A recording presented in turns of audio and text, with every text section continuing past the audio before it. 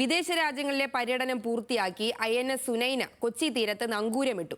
ദക്ഷിണ നാവികസേനാ മേധാവി സമീർ സക്സേനയുടെ നേതൃത്വത്തിൽ INS സുനൈനയ്ക്ക് ദക്ഷിണ നാവികസേന ആസ്ഥാനത്ത് പ്രൗഢഗംഭീര സ്വീകരണമാണ് ഒരുക്കിയത്. ഇന്ത്യയുടെ 16 സൗഹൃദ രാജ്യങ്ങളിൽ നിന്നുള്ള നാവികർ അടക്കം 38 സേനാംഗങ്ങളാണ് ഈ യാത്രയുടെ ഭാഗമായി ഉണ്ടായിരുന്നത്. ഇന്ത്യൻ മഹാസമുദ്ര മേഖലയിൽ 49 ദിവസം നീണ്ടുനിന്ന വിദേശ പര്യടനം വിജയകരമായി പൂർത്തിയാക്കിയാണ് INS സുനൈന കൊച്ചി തീരത്തേക്ക് മടങ്ങിയെത്തിയത്. ഇന്ത്യൻ നേവിയുടെ 2 ഇന്റർസെപ്റ്ററുകളുടെ അകമ്പടിയിൽ ദക്ഷിണ നാവിക ആസ്ഥാനത്തേക്കെത്തിയ കപ്പലിനെ വാട്ടർ സല്യൂട്ട് നൽകി സ്വീകരിച്ചു.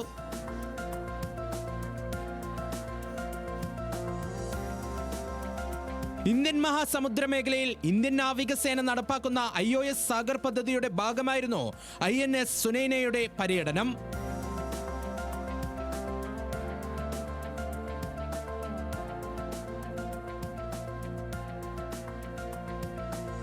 ഏപ്രിൽ 2-ന് മുംബൈയിൽ നിന്ന് ആരംഭിച്ച പര്യടനം മാലിദ്വീപ്, Thailand, Indonesia, Singapore, Myanmar, Bangladesh, Sri Lanka എന്നിവിടങ്ങളിൽ ചുറ്റിയാണ് കൊച്ചിയിൽ തിരിച്ചെത്തിയത്.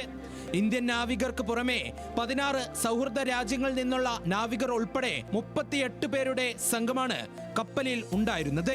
ഈ കാലയളവിലും പര്യടനത്തിന് മുൻപുമായി സംഘാംഗങ്ങൾ വിവിധ പരിശീലന പരിപാടികളിലും പങ്കെടുത്തു. It's been an absolute honor and a privilege to be in command of INS Sunaina, which has been designated as the Indian Ocean ship Sagar.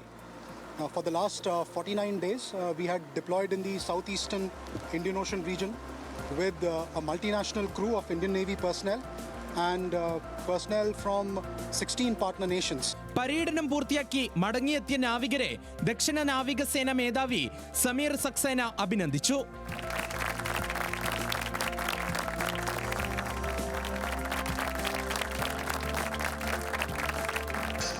Successful culmination of a mission that has carried India's maritime vision, goodwill and cooperative spirit across the seas. At the outset, I extend my warmest congratulations to the commanding officer and the ship's company for their exemplary professionalism, dedication and resilience throughout the deployment.